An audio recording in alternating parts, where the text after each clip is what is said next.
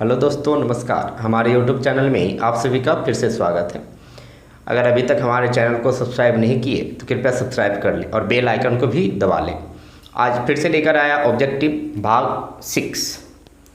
ठीक है, तो देखो भाग 6 में पहला क्वेश्चन कहता है कि विद्युत विभव या विभवांतर या विद्युत वाहक बल का बीमा है। तो सबसे पहला चीज अगर हम बात करें तो विद्युत वाहक बल या विभव की अगर बात करें तो विभव को किससे, भी से, और भी का मान कितना होता है W/Q। विद्युत विभव की अगर बात करें तो विद्युत विभव होता क्या है, तो विद्युत विभव की अगर बात किया जाए तो किसी परीक्षण आवेश को अगर हम अनंत से लाते हैं, जैसे मान लो आपने परीक्षण आवेश Q को अनंत से विद्युत क्षेत्र के अंदर किसी बिंदु तक लाया, तो लाने में किया गया कार्य कितना करना पड़ा, मान लो W। हमने क्या बताया कि किसी परीक्षण आवेश को कहाँ से लाया, अनंत से, और विद्युत क्षेत्र के भीतर किसी बिंदु तक लाने में मान लो किया गया कार्य कितना है, W। तो इकाई आवेश को लाने में किया गया कार्य कितना होगा, W/Q। तो यही कहलाता है आपका विद्युत विभव। तो V बराबर क्या होता है, W/Q। तो देखो इसमें सबसे पहला क्वेश्चन यहाँ देखो बोला है कि एक परीक्षण आवेश Q को अनंत से विद्युत क्षेत्र के किसी बिंदु तक लाने में किया गया कार्य कितना है, W। तो उस बिंदु पर विद्युत विभव होगा।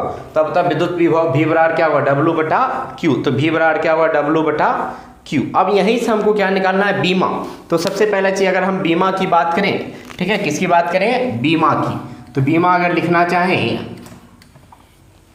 तो लिख सकते हैं। तो V बराबर देखो क्या होता है, W/Q। W क्या है, कार्य का बीमा होता है ml² T⁻⁻2, और आवेश का बीमा होता है IT। अब इसको सॉल्व करेंगे तो ml² T⁻⁻2 पहले से है, और यहाँ पावर नीचे प्लस, तो ऊपर जाके ये घट जाएगा तो -3 और I-1।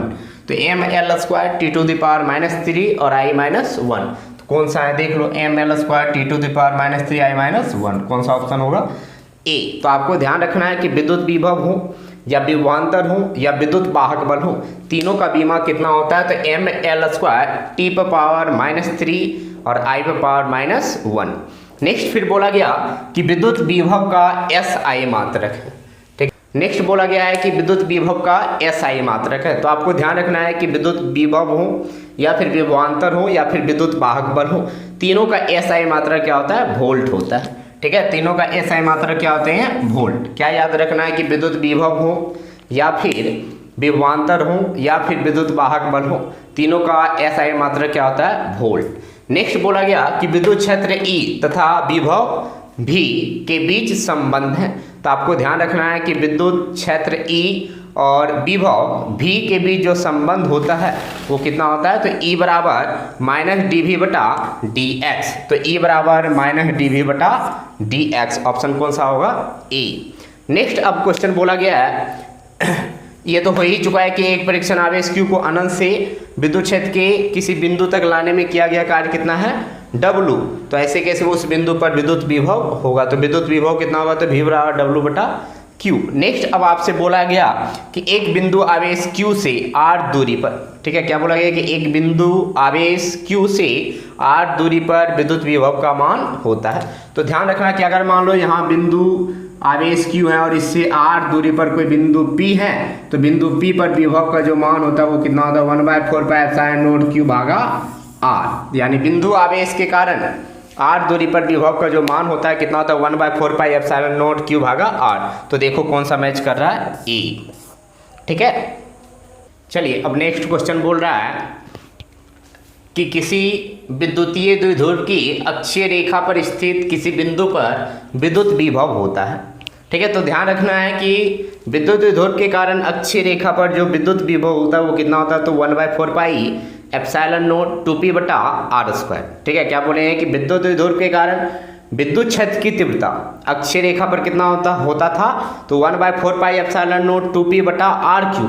लेकिन यहाँ क्या पूछा है, विद्युत विभव। तो विद्युत विभव में क्या होता है, नीचे घात एक कम हो जाता है। विद्युत क्षेत्र की तीव्रता का मान होता था 1/4πε0Tp/r3, जबकि विभव का मान कितना होता है, तो 1/4πε0Tp/r²। तो ध्यान रखना है कि विद्युतीय द्विध्रुव के अक्षीय रेखा पर विद्युत विभव का मान कितना होता है, तो 1/4πε0Tp/r²। नेक्स्ट बोला गया कि विद्युत द्विध्रुव के कारण द्विध्रुव के लंब अर्धक रेखा, लंब अर्धक रेखा का मतलब हुआ निरक्षीय रेखा यानी विषुवतीय रेखा पर विद्युत विभव का मान होता है। तो आपको ध्यान रखना है कि अगर बात करें द्विध्रुव के विषुवतीय रेखा पर जो विभव होता है वो मान शून्य प्राप्त होता है। कितना प्राप्त होता है? शून्य। तो देखो इसका ऑप्शन क्या होगा बाबू? शून्य। ठीक है, तो ध्यान रखना है कि विद्युत द्विध्रुव के कारण विषुवतीय रेखा बोले या निरक्षीय रेखा बोले या फिर लंब अर्धक रेखा बोले, तीनों पर विद्युत विभव का मान कितना होता है? शून्य। नेक्स्ट बोला गया कि विद्युत द्विध्रुव के कारण किसी बिंदु r, थीटा पर विभव का व्यंजक है। तो विभव का जो व्यंजक होता है r, थीटा, इसका मतलब ये हुआ कि ये विद्युत द्विध्रुव है, तो इससे थीटा कोण बनाते हुए यहाँ कोई बिंदु P है r दूरी पर, तो इस बिंदु पर विभव का मान कितना होता है? तो कितना होता है? तो 1/4 pi epsilon not P cos theta बटा r स्क्वायर। ठीक है, 1/4 pi epsilon not P cos theta बटा r स्क्वायर। नेक्स्ट बोला गया कि इलेक्ट्रॉन वोल्ट द्वारा मापा जाता है। अब देखो ध्यान से, अभी जस्ट हम बोले थे कि अगर बात करें सबसे पहला चीज हम क्या बोले कि V बराबर जो आपका मान होता है, V बराबर आपने क्या पढ़ा? W बटा Q। तो यहाँ से W का मान लिखना चाहें तो क्या आएगा? Q into V। W का मान क्या आएगा? Q into V। अब देखो यहाँ क्या है? इलेक्ट्रॉन और ये वोल्ट। इलेक्ट्रॉन का मतलब आवेश, तो आप बताओ Q हो गया, ये इलेक्ट्रॉन हो गया, और V का मतलब वोल्ट। तो एक इलेक्ट्रॉन गुना एक वोल्ट बराबर किसके? तो इलेक्ट्रॉन वोल्ट के। तो ये जो मान निकला ये किसका निकला? कार्य का। तो ध्यान रखना कि Q इंटू V यानी इलेक्ट्रॉन हो गया आवेश और वोल्ट क्या हो गया? विभवांतर। तो Q इंटू V किसके बराबर? कार्य के बराबर यानी ऊर्जा के बराबर। तो बोल सकते हैं कि इलेक्ट्रॉन वोल्ट द्वारा मापा जाता है। तो क्या मापा जाता है? ऊर्जा मापा जाता है। चलिए, तो नेक्स्ट क्वेश्चन बोला है कि एक इलेक्ट्रॉन वोल्ट का मान होता है।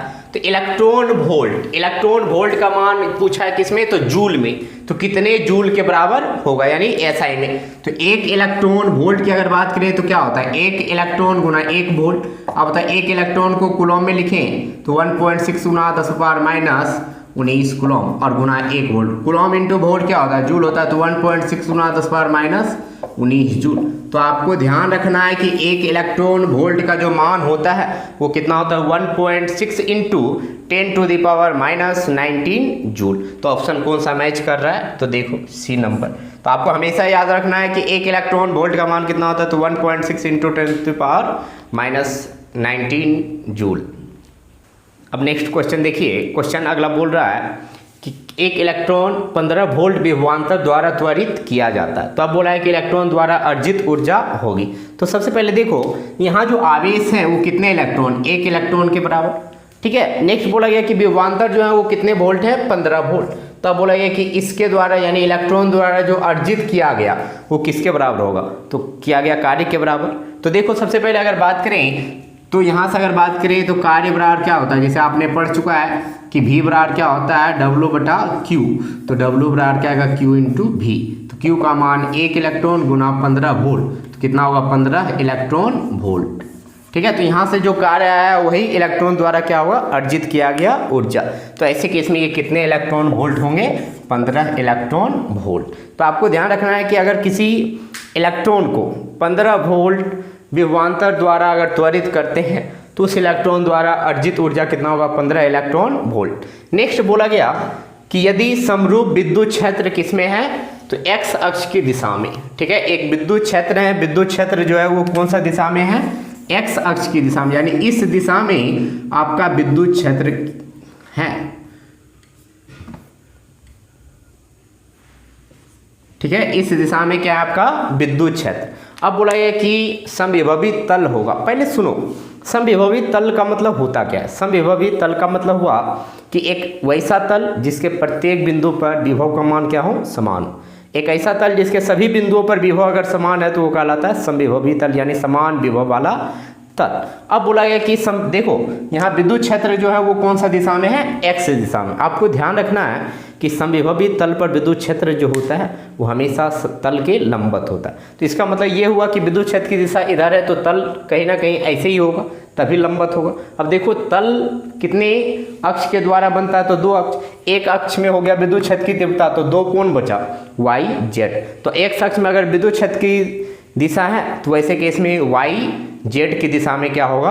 आपका तल होंगे यानी समविभवी तल। तो y z तल में। नेक्स्ट बोला गया कि किसी समविभवी तल पर, समविभवी तल का मतलब क्या हुआ कि समान विभव वाला तल। अब बोला गया कि किसी समविभवी तल पर किसी आवेश या इलेक्ट्रॉन को एक बिंदु से दूसरे बिंदु तक ले जाने में किया गया कार्य होता है। तो सबसे पहले देखो, अगर कार्य की बात करें तो कार्य बराबर V बराबर, अभी विभवांतर बराबर बोले W बटा Q, तो कार्य बराबर क्या होगा Q गुना विभवांतर। अब तो अगर ये समविभवी तल है, यहाँ का विभव 5 वोल्ट और यहाँ का भी 5 वोल्ट, तो ले जाने में किया गया कार्य निकालना हो तो आवेश मान लो Q है, और विभवांतर की बात करें तो 5 और 5 का विभव का अंतर कितना 0, तो कार्य कितना आएगा 0। तो आपको हमेशा ध्यान रखना है कि किसी समविभवी तल पर किसी आवेश या किसी इलेक्ट्रॉन को एक बिंदु से दूसरे बिंदु तक ले जाने में किया गया कार्य हमेशा 0 होता है। तो कौन सा ऑप्शन होगा 0। नेक्स्ट बोला है कि 2 कूलम्ब आवेश को एक बिंदु से दूसरे बिंदु तक ले जाने में किया गया कार्य। तो अब देखो, अगर हम इसको सॉल्व करें, यहाँ से दिया क्या गया है कि 2 आवेश का मान कितना कूलम्ब है 2 कूलम्ब, यानी Q का मान है 2 कूलम्ब। अब इस 2 कूलम्ब आवेश को कितने जूल कार्य करने में लगा, तो कार्य करने में जो है 20 जूल लगा, यानी एक बिंदु से दूसरे बिंदु तक ले जाने में किया गया कार्य कितना 20 जूल।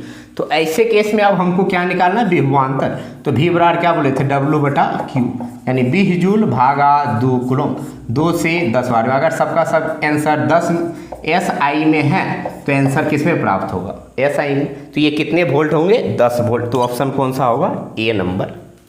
ठीक है, चलिए तो नेक्स्ट क्वेश्चन आपका बोल रहा है कि एक प्रोटॉन को, तो प्रोटॉन पर आवेश किसके बराबर इलेक्ट्रॉन के बराबर, यानी 1e, कितने वोल्ट विभवांतर, तो V का मान दे दिया 1 वोल्ट विभवांतर से त्वरित किया जाता है। तो पूछा इसके द्वारा ग्रहण की गई ऊर्जा। तो कार्य बराबर अभी जस्ट बोले हैं कि जैसे मान लो अभी जस्ट पढ़ा था कि V बराबर W बटा Q, तो W बराबर क्या आएगा Q इंटू V। Q का मान कितना है 1 इलेक्ट्रॉन गुना 1 वोल्ट कितना आएगा, तो 1 इलेक्ट्रॉन वोल्ट। तो यही जो कार्य हुआ वही क्या होगा ग्रहण की गई ऊर्जा। तो कितने इलेक्ट्रॉन वोल्ट होंगे 1 इलेक्ट्रॉन वोल्ट। ठीक है, चलिए बहुत बहुत धन्यवाद। अब मिलते हैं आपसे नेक्स्ट वीडियो में।